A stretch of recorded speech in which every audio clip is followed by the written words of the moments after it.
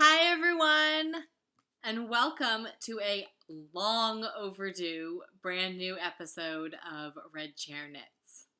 My name is Colleen, and as always, I am coming to you from my red knitting chair here at my home in Pennsylvania. For those of you who are returning viewers, welcome back, friends. It's been a hot minute since we last talked. For those of you who are new, welcome.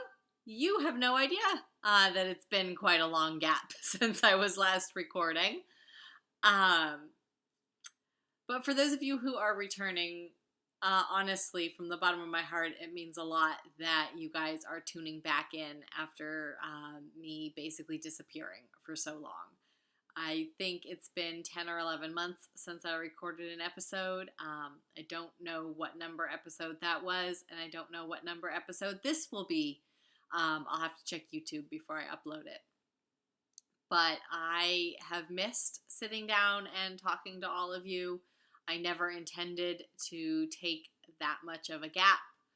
Otherwise, I certainly would have said something in my last episode. But I guess life just happened. Things got kind of busy and kind of crazy, and the longer you don't do something, the easier it is to not do it. And that's kind of what happened with this podcast.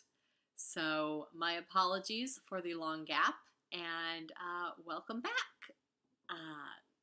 I don't have any show notes for this episode, so I should warn you it's going to be a little bit rough. And I don't have a lot of knitting content to show. You might think because it's been 11 months, I'd have oodles and oodles and oodles of stuff to show, but that is unfortunately not the case. I have been so busy the last 10 or 11 months with school, studying for my second part of my licensing exam, taking that exam, starting my fourth year of school, that there just hasn't really been time for any of that. Which, of course, makes me sad. But I am happy with what I do have to show you, and hopefully it will be a kickstart to a more regular recording schedule and more regular knitting time for me. So, for those of you who are new and would like to follow me on social media, you can find me on Instagram and Ravelry as Colleen Diane 12. Those are really the two places that I hang out the most. So, into the content straight away, I guess. I don't have a ton of finished objects. I don't really have any that I dragged out specifically to show you, but I am wearing one. What I am wearing is the Weekend at the Coast sweater, which is a design by Marie Green, who is Olive Knits. And as an aside, Marie has a book coming out in February, and I am beyond excited to get my hands on this book. So come next year, expect me to be knitting a flurry of Marie's sweaters. Not that I don't already. Those of you who have been watching for a while may notice that I have a thing for Marie. For her designs, anyway. So this sweater is knit in Little Fox Yarns in her DK base that I think it's called Vulpine. Not 100% sure. It is the Red Rum colorway, and this is a yarn that I bought last year at Indie Untangled. So yay! I have used my yarn from Indie Untangled last year, before Indie Untangled this year. It's always a victory when you buy something at a fiber festival and use it up before the next fiber festival. This sweater, as you can see, is short-sleeved. I knitted exactly to pattern. I didn't make any modifications. And I'm going to stand up to try to show you the bottom of the sweater. There's some interesting detail around the hips. Um, as you can see, there is a built-in split to allow for the hips. And it has this interesting kind of twisted stitch. And it's not really a twisted stitch. I don't know what you would call it. But this nice diagonal design here. It is the same on the other side. So if you're looking at this pattern, there are two options that Marie gives. One is a regular sweater that stops at about the waist and just has a standard ribbed edge. And then this version, which is the tunic version. I like my sweaters a little bit longer, and I am a girl who has hips, so I like things that accommodate that, like the side split. So I, of course, went for the tunic option. And I could not be happier with this finished object, and I wear it so often. People are probably tired of seeing me wearing it. My friends are probably like, Colleen, you gotta wear something else. But it's probably my favorite sweater that I've made so far. So that's saying something. All right, so digging into my works in progress, I have a pair of socks on the go. These live in my purse, and I have been knitting these since January, if that tells you anything about the pace at which I've been knitting this year. So I have one done, and these are the Mercury Socks pattern, which is, I believe, a free pattern on Ravelry. The yarn is an merino cashmere nylon blend from Asylum Fibers. I do not remember the colorway. So sorry. And this is actually another yarn that I bought at Indie Untangled last year. And I am so close to being done with the second sock that hopefully I will have gotten through this by the time I record again, which I promise will not be another 10 or 11 months. I think a lot of my coworkers, my classmates, have started to think that maybe I'm just not really knitting. I'm just making the motions because these never seem to get done, and they seem to be what I'm always working on.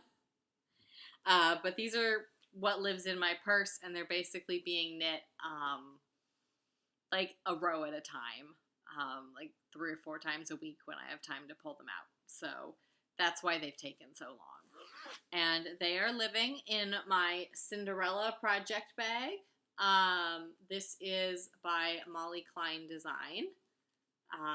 Molly's one of my favorite project bag makers.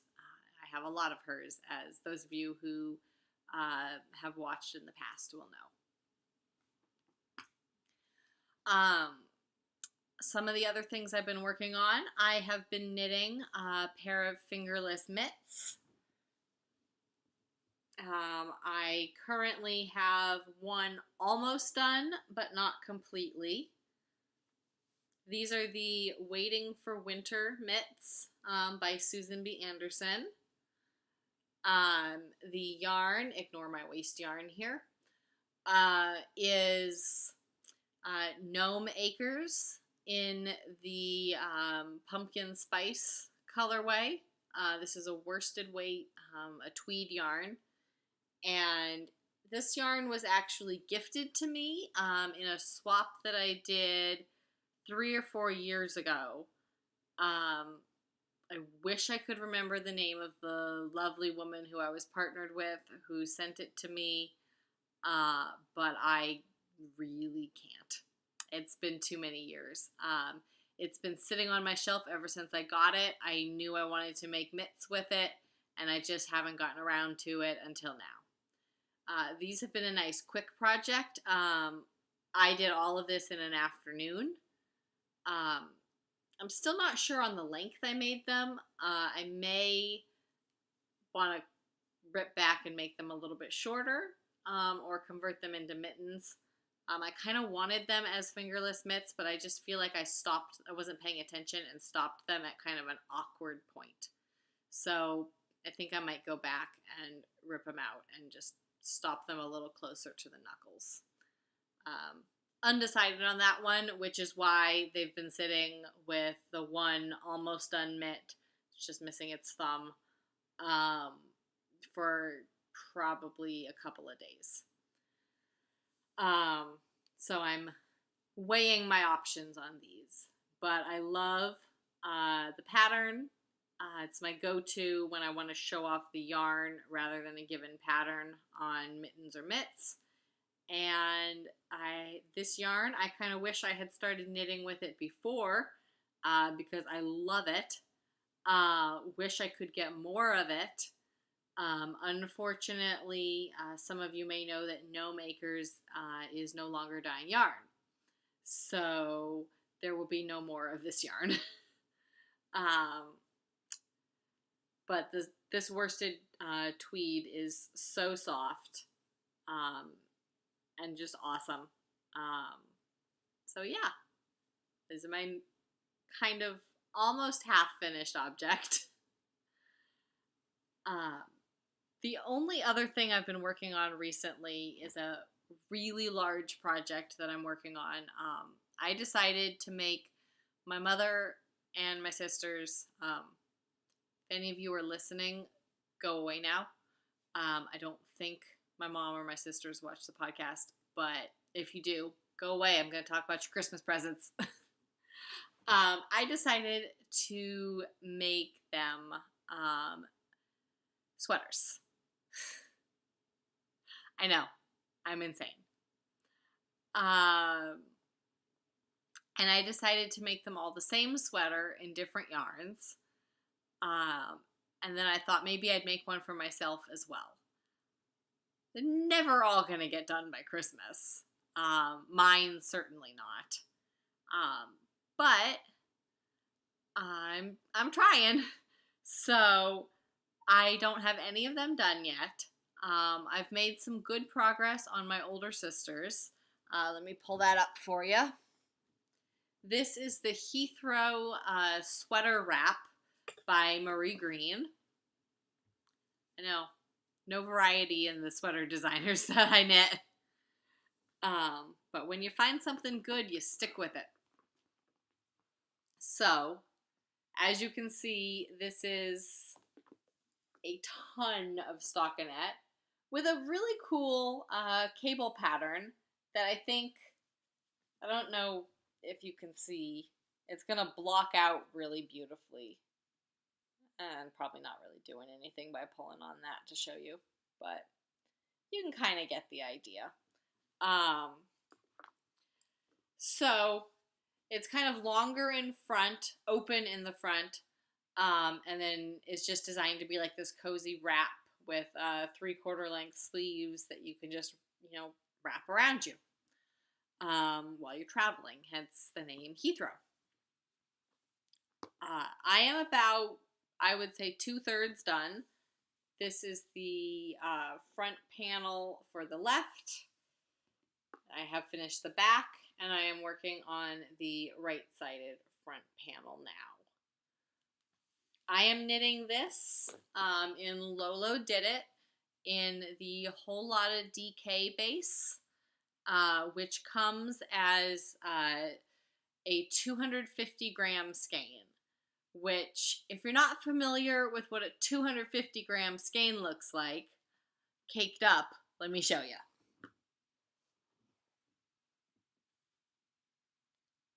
It's like as big as my head, guys.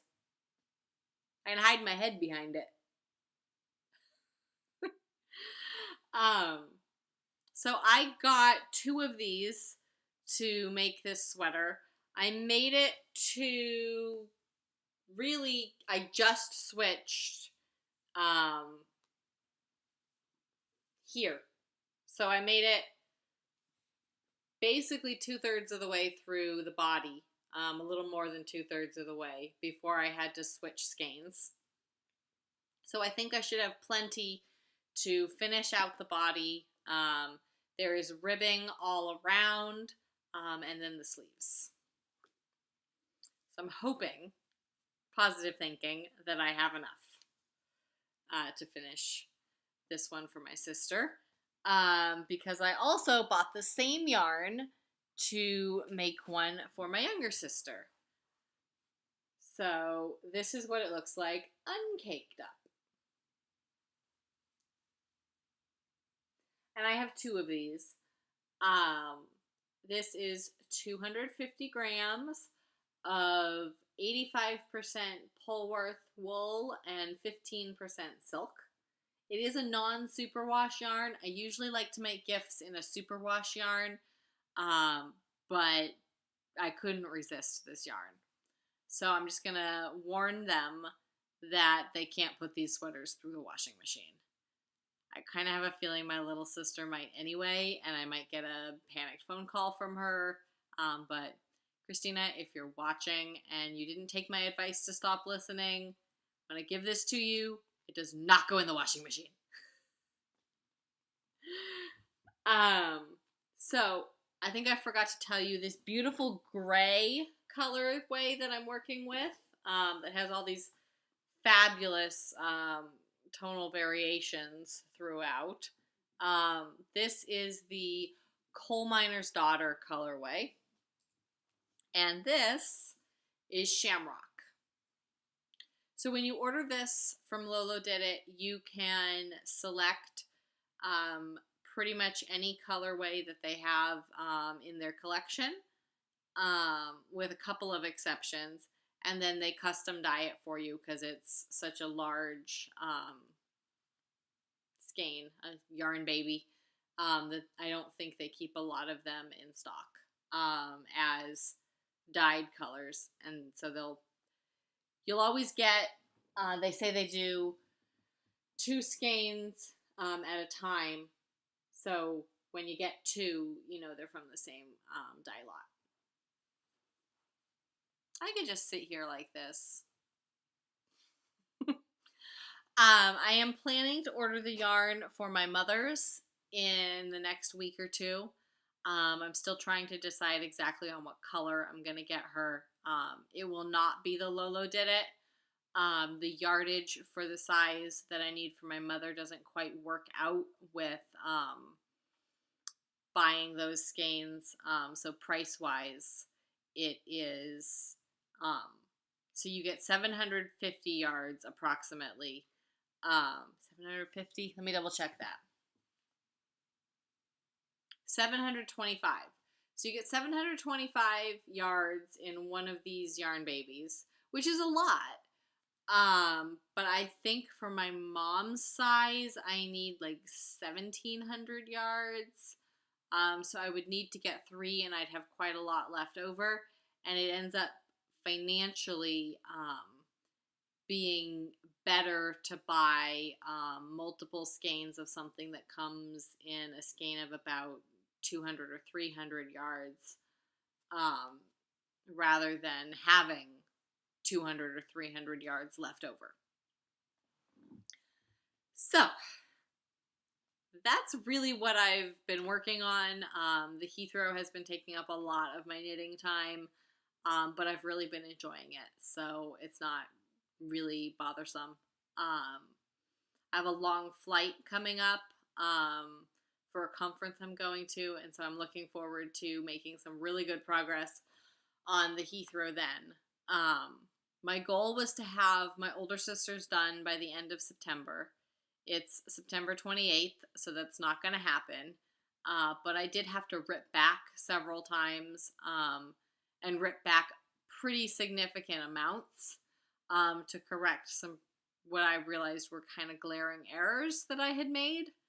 So I think if I don't make those mistakes again, I can knit the repeat versions that I'll be making a little bit faster.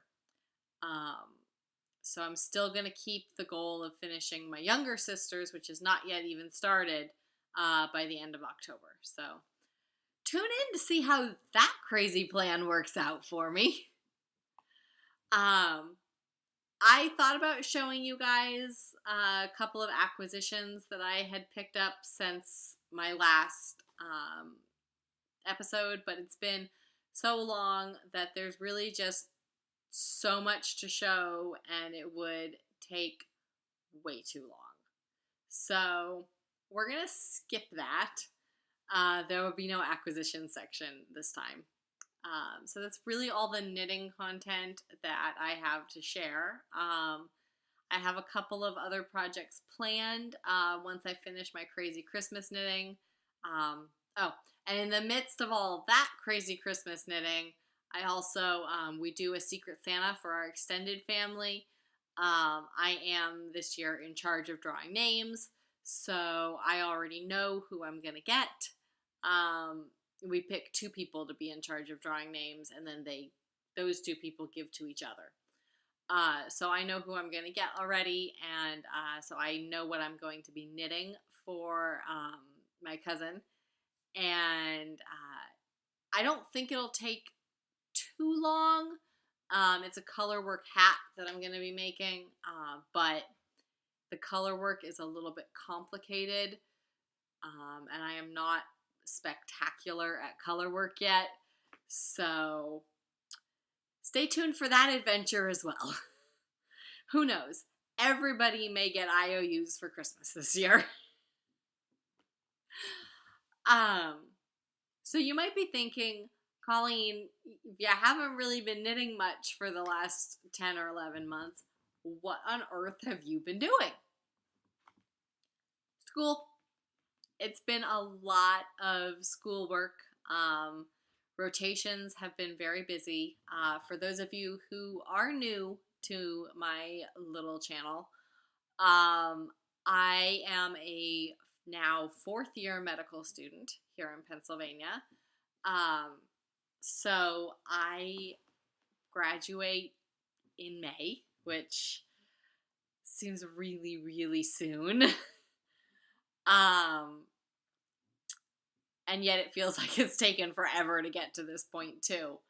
But I guess that's anything that you've worked really hard for. So we are at the stage now where I am applying to residency training, which is basically the next step in medical education. So you go through medical school, everybody does the same general training, and then after graduation, you go on to train in a specialty. And I have chosen to pursue emergency medicine. I think if you had asked me when I started medical school, I would have said that's probably what I was going to end up doing, but I tried to keep a very open mind during all my 3rd-year rotations. Many of my classmates did end up changing their minds from what they thought they were going to be doing. But ultimately, I realized that all the things I liked in the other rotations were things that were found in emergency medicine. And I decided that that was the path I was going to pursue. So we are slowly making progress in application season. Everything has been submitted. The application is totally out of my hands at this point. Submitted about 2 weeks ago. And now we just wait for interview invitations. And then November, December, and January, I will be doing hopefully a lot of traveling around to go to interviews. And then in the winter time, in February, is when you make a list of all the programs that you interviewed at in the order that you want to go to them. Residency doesn't work like applying to medical school or college, where you apply to a bunch of places, get a couple acceptances, and then pick which one you want. You apply to a bunch of places, get a bunch of interviews, Then you create a list of all the places you interviewed and the order that you would want to go to them. And then programs make a list of all the students they interviewed and the order that they would want those students to come. And then there's a big fancy computer behind the scenes that matches everybody up. The algorithms, kind of a little complicated, but essentially that's it.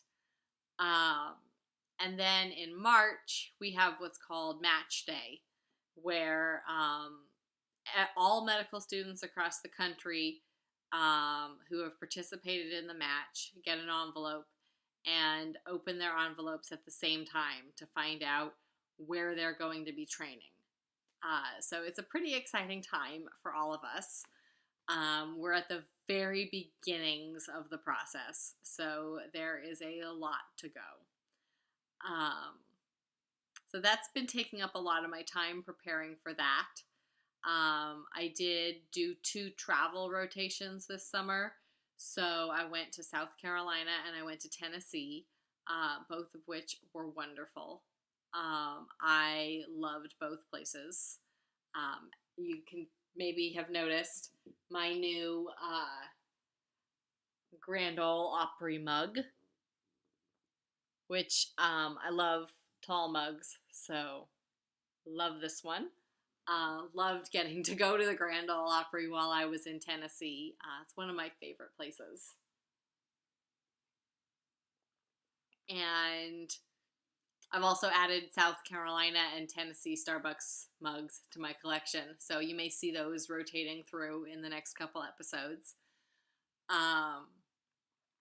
That's really kind of been eating up a lot of my time. So I wish I had like some fabulous stories to regale you with of what I've been doing. But that's essentially it.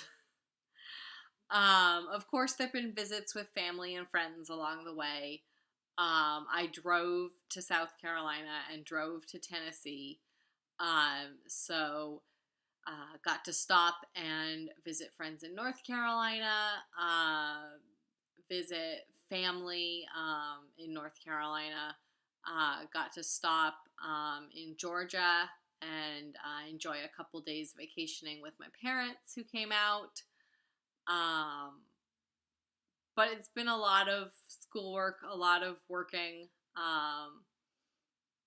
But I think the fact that I still enjoyed, particularly the 3 months that I spent rotating in the ER, tells me I made the right decision on my specialty. So, I know this was totally rough and totally random, and that's what I get for spur of the moment deciding I want to get back to my video podcast and just sitting down and doing it. But that's what I did. And I hope that you guys have enjoyed seeing a little bit of what I've been up to. I have really enjoyed, as silly as it sounds, sitting here and getting to chat with you guys. So welcome back, friends. I am so happy to be here. And I promise it will not be 10 or 11 months before my next episode. And I certainly hope to have more to show you and show notes and a little bit more organization next time.